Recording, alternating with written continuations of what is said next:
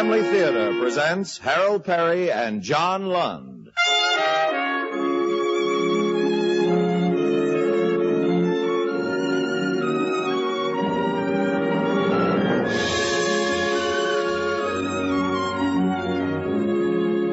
From Hollywood, the Mutual Network, in cooperation with Family Theater, presents Mr. Harrison and the Lady Racketeer, starring Harold Perry. And now, here is your host, John Lund.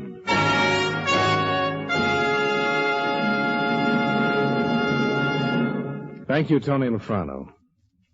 Family Theater's only purpose is to bring to everyone's attention a practice that must become an important part of our lives if we are to win peace for ourselves, peace for our families, and peace for the world. Family Theater urges you to pray together as a family.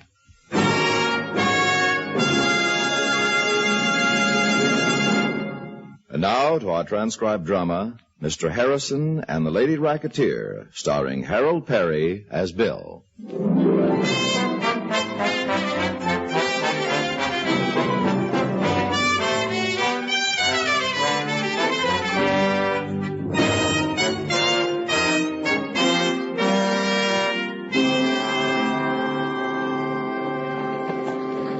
Billy boy, didn't you hear the whistle? Hi, Phil. Thought you were going my way tonight. Why, you need a lift? Yeah, I'm afraid so. Car's still in the shop. You go my way? Sure thing. If you don't mind waiting a few minutes. Tucker again? Yeah, that's right. Oh, brother, what now? That CO2 thing, suppose? Who knows? Billy boy, that's a good idea. If Tucker puts the kibosh on that, he's dumber than we think he is, which is pretty dumb. Well, no use Kelly sledding. Harrison? Yes, sir? Come on in here. Well, here goes nothing. Good luck. Thanks. Yes, sir? Mr. Harrison, you have a wife and child, haven't you? Yes, sir. Then you should have some awareness of the meaning of responsibilities, isn't that right? Yes, that's right. They expect certain things from you, financial support, I imagine? Naturally. In order to provide that support, then, it is necessary for you to keep working, isn't it? Yes, sir. Now, you'll forgive me for asking all these questions, but I wanted to get a few things straight in my mind, because I seem to be under a mistaken impression. Perhaps you could correct it for me? I can try, Mr. Tucker. Fine. I'm sure United Automatic Fire Control will appreciate it. Now, first, I am the foreman of what department? Plans and drafting. That's what I thought. And second, you work in what department? Plans and drafting. That's what I thought. You find enough to keep you busy, do you? Oh, yes, sir. Then what do you mean by submitting this idiotic plan for a CO2 primer on an automatic sprinkler? Mr. Tucker, in certain cases, water damage is just as costly... Mr. Harrison, have you been with this company 20 years? No, sir. 9 years next month. Well, until you have been here a while longer, I don't think there is much you can tell me about water damage and fire damage. But, sir, I've checked it through, and that CO2 primer would effectively lower the ignition point. That will be about enough, Harrison. I suppose you are perfectly aware of this, but I regard you as something of a bottleneck in my department. Bottleneck? Bottleneck. Just bordering on being dead wood, and you know what happens to dead wood. Yes, sir. Furthermore, you are slow in your work, and now I know why. You've been spending the company's time on harebrained schemes like this. Mr. Tucker, I did that in my off hours at home. Well, you know what I think of this idea? I'll show you. Oop, there. What do you think of that? Does that give you a rough idea of how I feel about the latest of your ideas? Well, does it? Yes, sir, but... But what? Nothing. Now, in the event you should forget again, Harrison, I am the foreman of plans and drafting, not new inventions, and you work in my department. Is that understood? Yes, sir. I am a charitable man, Mr. Harrison, or you would be looking for another job. Your work is second-rate. And both of us know you can be replaced with no discomfort to United Automatic Fire Control. Don't we? Yes, Mr. Tucker. Don't push my charity anymore, Mr. Harrison. Just do your job. Do you understand? I understand. That will be all, Mr. Harrison. Yes, sir. Good night. Oh, Mr. Harrison. Yes, Mr. Tucker? As long as you seem to find time for extra work, I shall expect those Fallbrook plans by Friday. Friday? But they don't have to go to Mr. Morgan till the following Wednesday. Friday, Harrison. Yes, sir. Oh, how I'd like to punch that guy's nose for him. That super... Put you through the grinder, did he? Oh, Phil, I forgot you were waiting for me. You look like you've been shot at. I feel like it. He really gives you a hard time, doesn't he? This time he was pretty easy. Only a couple of minutes. Sometimes he works me over for 5 or 6. Someday, Phil, someday he's going to go too far. Yeah, and you'll pop him one and have to hunt yourself up a new job. Why me? Why is it always my hidey nails to the wall? It's not just you. Once in a while somebody else gets it, you know. Not as often. Yeah, maybe not. And I think I know why. What? Look at it this way. What's Tucker got? What do you mean, what's he got? So he's the foreman. But aside from that, he hasn't got a thing. He hasn't got a wife and kid like you have. So that makes him mad? What am I supposed to do? Toss my wife and daughter away just to get in his good graces? Look, I'm not defending him. I'm just telling you what I think. He's a small, envious man. And like most small, envious people, he dislikes people who have something he hasn't. And there's something else. I must sound like the office psychologist. Go on, Phil. You got something else he hasn't got, and that's what he's really afraid of. What's that? Imagination. Imagination? That's right. Automatic sprinkling systems, built-in fire-controlling devices, these are pretty imaginative things. They're great. But there's room for improvement. There's room for improvement in everything. Right as rain, Billy boy. But fire-controlling devices like ours are only a few decades old. So the improvements come faster. And the guys who do the improving are the ones who move ahead the fastest. Are you trying to say that Tucker's afraid I'll cop his job? That's about it. That's a laugh. Is it? Well, now, what could I do? You could handle it better, and except for one thing, you'd probably get it. What one thing? You're afraid of him. Yeah, you're right about that. Well, why? Why? I'm a very specialized draftsman. There aren't many openings for my specialty, Phil. I can't afford not to be afraid of Tucker. Well, maybe someday, Billy boy. Yeah, maybe someday. But I'll tell you one thing. If Tucker thinks I'm going to do any work at home, he's crazy. I won't even think about this job at home from this moment on. Not for the next few days, you won't. Bet you won't have time. Your aunt. What aunt? Well, didn't I tell you? Your wife called before you got back from lunch. Oh, sure, I didn't tell you. My wife called? Well, it's the first I've heard. Yeah, must be getting old. So you're getting old. Now, what's this about an aunt? Your wife said your aunt had come to spend a few days. She sounded kind of excited about it. Well, I can imagine. Yeah, I can't see how I could have forgotten it. Anything else? No, that's about all. Some talk about her arriving in a ritzy car, dripping with furs on the long green. She was excited, all right. Did she say what this aunt's name is? Velma or something like that. Well, you ought to know how many rich aunts you got. Phil, I haven't got any aunts at all.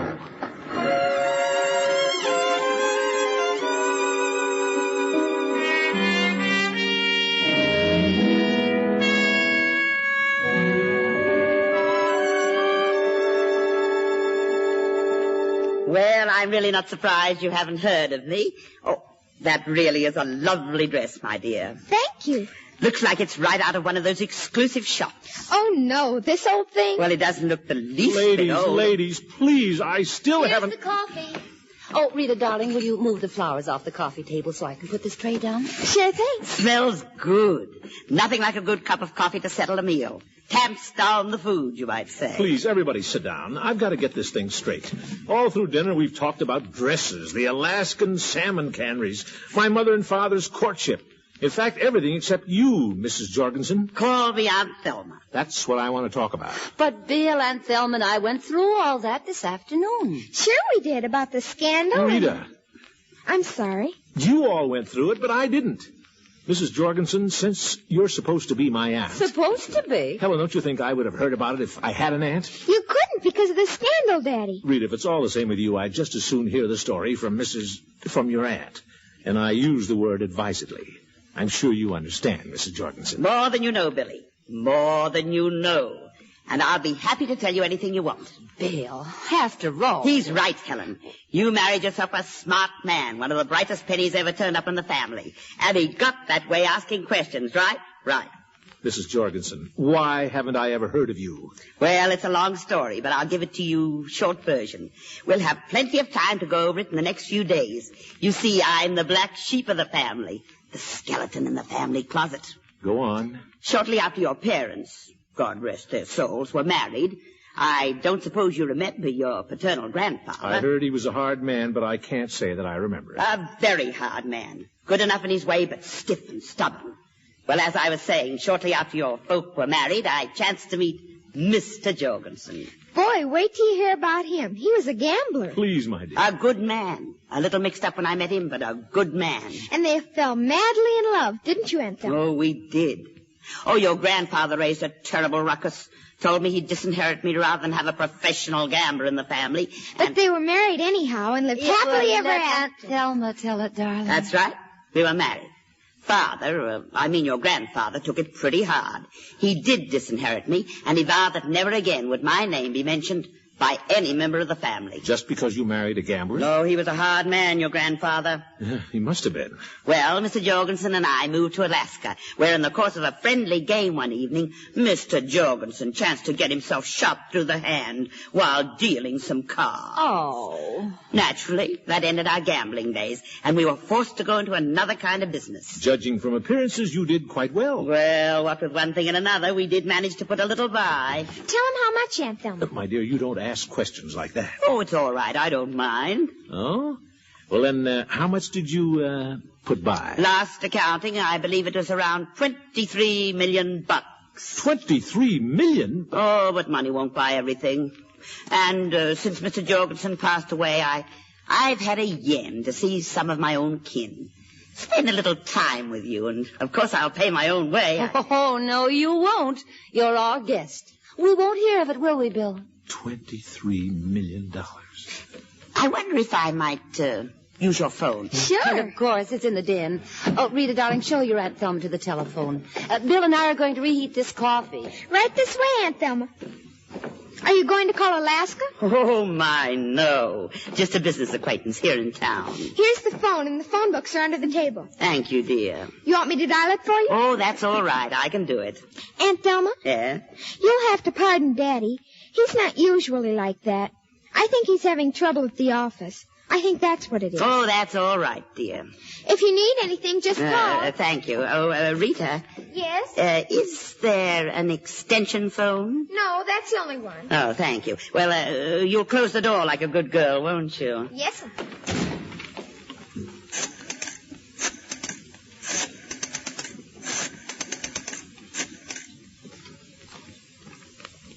Hello? Oh, hello. Thelma. I'm in. Nah, nobody suspects a thing. Well, my nephew isn't quite sure. Oh, but then I think he's just been seeing too much of Racket Squad. What about the fares? Well, sure, I'll take them back to the store tomorrow. I'll just tell the family I'm putting them in storage. Now, you know what you're supposed to mail to the house each week. That's right. 4 or 5 copies of Wall Street Journal, Shipper's Report, and at least 2 of those envelopes with the important-looking letterhead. How's that? No. Don't worry about running out. This shouldn't take more than a month. Sure, it's a gamble, but I think it'll pay off. Remember, I've been figuring the angles on this deal for 12 long years, and I've studied this family till I know it better than my own. They'll be eating out of my hand in 2 weeks. Don't worry about a thing, Earl. I'll have this guy paying for the rest of his life. At last, I found the foolproof racket.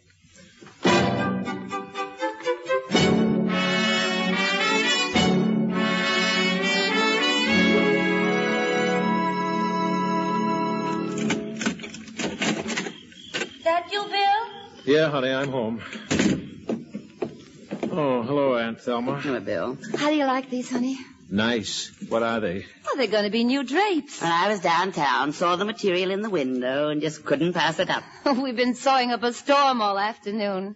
Yeah. Oh, is that the mail you have in your hand? Oh, yeah. I'm all for you, Aunt Thelma. Anything that looks important? Well, let's see. Wall Street Journal, Alaskan Title and Trust Company, and the Merchants Bank of Greater Manhattan. Looks like it might be a check. Just put it on the side table, will you? What? Aren't you even going... There's a phone. Oh, Rita will get it for you. Hello? You look all in, Bill. Yeah, I am. Tucker's giving me a hard time again. Will you wait a minute? I'll go see. Dad, guess who's on the phone? Who? That old Mr. Tucker. Oh, no, not at home, too. Speak up to him, Bill. Sure, I will. Hello? Yes, sir? Tomorrow morning? But, Mr. Tucker, that would mean... Yes, of course I do. I'll try, but I don't even know if it's possible, sir. All right. All right. Yes, goodbye. Not good, huh? Oh, didn't see you there, Thelma. I followed you in to find out what was going on. Well, that's frank. Tucker give you time of it? Yeah, gave me an impossible project to finish by tomorrow morning. Sit down, Bill. I want to talk to you. Okay. Mind if I close this door? Be my guest. I suppose you're going to ask me why I don't stand up to Tucker. Nuts. I know why you don't stand up to him. You think you'll lose your job. Not exactly correct. I know I'd lose my job. He's only a foreman, isn't he? He didn't hire you. No, Wilbur Morgan hired me. And Wilbur Morgan's number one, top guy. You know, once in a while you use very strange terminology. Well, am I right?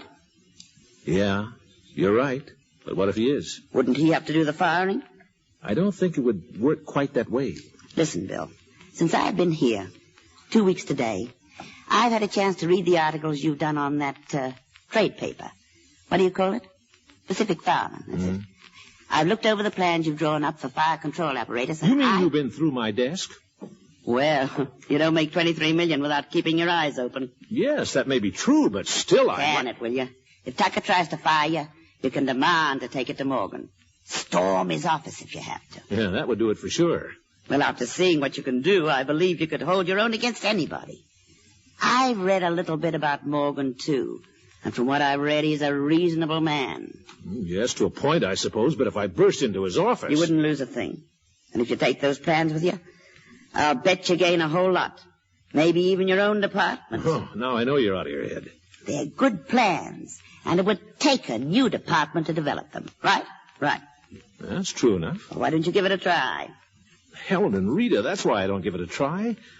It all comes back to this, Thelma. I can't afford to even risk getting fired. Oh, I thought you'd say that. And I figured that angle, too. Now, how much would you say that company's worth? Worth? Oh, $4 or $5 million, I suppose. Good business? A fine business. Good enough for me. If you're fired, I'll buy United Automatic Fire Control and hire you back. You'll what? Well, when you've got $23 million, 4 or 5 isn't much of a gamble. Besides, it sounds like it might be fun. Oh, brother, I gotta think this one over. Why? The way it looks to me, you don't stand to lose a thing. I'll do it. Yes, sir, I'll do it. Good boy. And you know something? I think I'm going to enjoy this.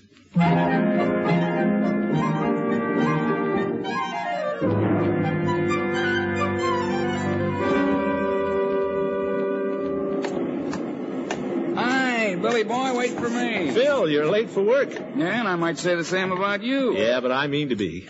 You mean to be? Brave. You haven't seen anything yet. Hey, I got a couple of extra excuses if you want one. I don't. Well, I wish you luck. You want to see some fireworks, don't get too far away. Fireworks? What are you talking about? Mr. Harrison, you are late. Mr. Tucker, what are you going to do about it? Hey, Bill, what's the matter with you? What did you say? I said, what are you going to do about it? That work I gave you last night take a little more time, did it? I didn't get around to it. You didn't get around to it. Mr. Harrison, I should like to get a few things straight in my mind. Well, fine, I'll help you. It's about time somebody helped you straighten out that goat's nest you call a mind. Harrison, you better get to your desk before I lose my temper. Get to my desk? Did you say get to my desk? I thought you always wanted an excuse to fire me. Well, I'm giving it to you. And you know why? Because I don't care whether I lose my job or not. And something else. I've been waiting for years to tell you what I think of you and your methods. That will be enough. I will accept your resignation. I didn't offer it. Oh, well... Everybody in the department feels the very same way I do. We don't like your jump or out you go policy. And I intend to bring it out in the open by forcing your hand. Well, now, Harrison, there's no use getting emotional about this. Well, why don't you fire me? But now, as a matter of fact, Harrison, I never had any intention of firing you. Every department head has to exercise his own kind of discipline, you know. So you keep me worrying about my job for years. Well, Mr. Tucker, you're a small man. You're emotionally, mentally, and for my money, spiritually poverty-stricken. Get your things, Harrison. You are through. Get out. Oh, no, Mr. Tucker, not that easily. Wilbur Morgan's the man who did the hiring. He's got to do the firing. I'll have you blackballed in the entire industry. Let's go see Mr. Morgan. All right, have it your own way. You people, what are you all gawking at? Get back to your work at once. You are through in this business, Mr. Harrison. I suppose you know. Not yet, I'm not. Miss Bevins, I'd like to see Mr. Morgan. Is he alone? I believe he is, Mr. Tucker, but the meeting of the department heads isn't for another hour yet. This is another matter entirely. Mr. Harrison Oh, here. yes, Mr. Harrison. I received a message for you just a couple of minutes ago. A message for me? Yes. I told the woman it was a little strange and that she should leave it with the receptionist, but she insisted that I take it.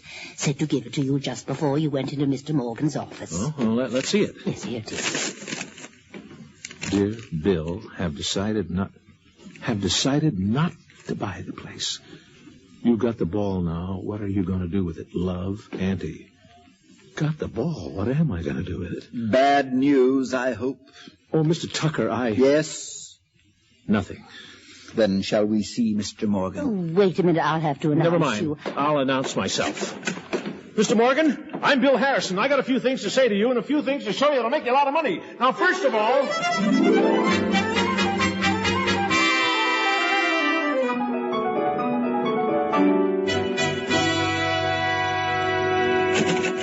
Where is she? Where is that old double-crosser? Oh, Bill, you home from the office so soon? There you are. That's right. Here I am. That was a terrible thing to do. Did you get what you wanted? Yes, but no thanks to you. How much of a raise? Now listen to me. Oh, Bill, you got a raise? How much of a raise? I'm afraid to think about it. You can't do this to me. How much? Well, how much? $25,000 a year plus royalties. $25,000 a year? Plus royalties. Oh, I'd better sit down. But when I think of how close I came... Aunt Thelma, did you have to send that note when you did? Yep, I did. Standing on my shoulders wouldn't make you any taller. A man never gets taller than when he's standing on his own 2 feet. That's a very pretty platitude, but I had to send you the message when I did to give you time to back out. Now, if you don't like my platitude... What made you change your mind? I didn't change my mind. Here, Bill, this is for you. What's this? My bill. For what? Read it. For services rendered, I, Bill Harrison, agree to pay Mrs. Thelma Jorgensen $100 a week for the rest of her natural life. Who? Huh? What's this? What services? I helped you make a man of yourself, didn't I? But what will $100 a week mean to you? While to me, it'll... Well, you forget about your raise. Yeah, but... But nothing. You asked what it would mean to me. I'll tell you. It can mean security, that's what. Security. But $23 million. I don't have $23 million. Everything I got is borrowed except the clothes I'm wearing. What? And you know how I paid for them? Well, I'll tell you. Working in a prison laundry. That's how. A prison laundry? Yeah, that's right, a prison. And I'm not your aunt. Why, I was in stir for 12 long years for working confidence games. For 10 of those years, I worked on this. A foolproof racket. Foolproof. Because there's nothing illegal about it. Believe me, I don't understand. I'll lay it out for you. The world is full of bright young men. Right? Right. And a good number of them will never go anywhere because they think they can't afford to take a chance. Right? Right. So all I have to do is pick the right man and make him think he can afford the chance. Cut myself in on the profits and I've got it made. But tell me, why me? Oh, you were an easy mark. You published a few articles so I got to know you and a little about you. No living relatives? That made it safe. You worked for an outfit I could check up on. Why, a lot of things. But what if you'd been wrong? I took a month to look you over. You learn a lot about character in the confidence games. If I'd thought it wouldn't work, I'd have pulled out and still been ahead for the boarding room. Smart? Besides, well, I got to worrying about the setup. So I wrote Morgan and asked him if he'd be interested in seeing plans like the ones you had. He wrote that he would. Oh, it was in the bag a snap. Why didn't you just tell Bill that? Oh, really, Aunt Thelma? Oh, no, honey. The service is rendered. That's right. Fixing it up so he can be his own man again. Kind of fixes it so I'm earning my pay. And you'll get it, too. Shoot, Bill. Oh, I knew that. Well, now that I'm financially independent and nobody's aunt, have you kids given thought to taking in a roomer? I think it can be arranged, don't you, Helen?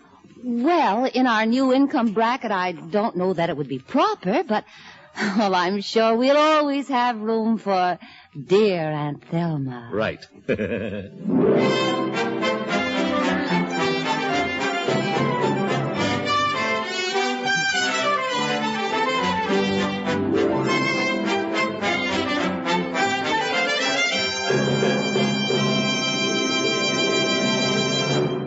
This is John Lund again. The other day when I was supposed to meet a movie producer friend of mine for lunch, I happened to arrive early. I went into his office right in the middle of a story conference he was having with two of his writers. They were outlining a very spiritual scene, the crucifixion of Christ on Calvary. In that conference, I got quite a shock. These two writers were talking about this scene, about the way that you and I might rehash a prize fight. The language was blunt, to say the least. When the conference was over and the producer and I were having our lunch, I said to him, "Say, isn't that a kind of a strange way of dealing with something spiritual?" Sounded to me like they were getting very familiar with it. He shook his head. I thought his answer was pretty good.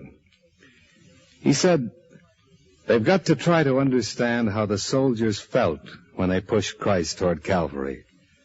And if they can, try to understand how Christ felt being pushed. If they're going to make the picture look real, they've got to get close to the subject matter. They've got to be familiar with it to make it good." Well, that really applies to us, too, you know. We should have reverence for the things of God, but we should make them familiar, too.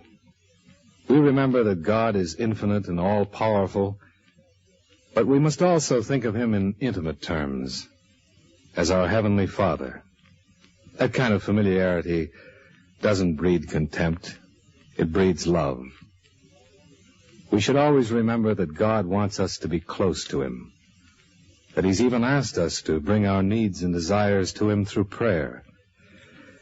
10 minutes a day devoted to prayer will bring us closer to him and gain for us some of the blessings that could only come from an infinitely powerful God, who, thank God, we can approach simply as our Father.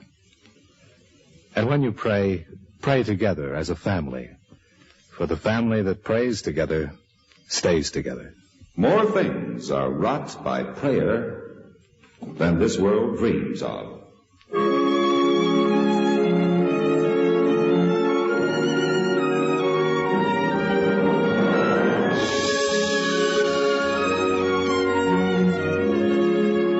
From Hollywood, Family Theater has brought you transcribed Mr. Harrison and the Lady Racketeer, starring Harold Perry. John Lund was your host. Others in our cast were Herb Vigran, Parley Bear, Marjorie Bennett, Gigi Pearson, and Gayan Kelly. The script was written and directed for Family Theater by Robert Hugh O'Sullivan, with music composed and conducted by Harry Zimmerman. This series of Family Theater broadcasts is made possible by the thousands of you who feel the need for this type of program, by the Mutual Network, which has responded to this need, and by the hundreds of stars of stage, screen, and radio who give so unselfishly their time and talent to appear on our Family Theater stage.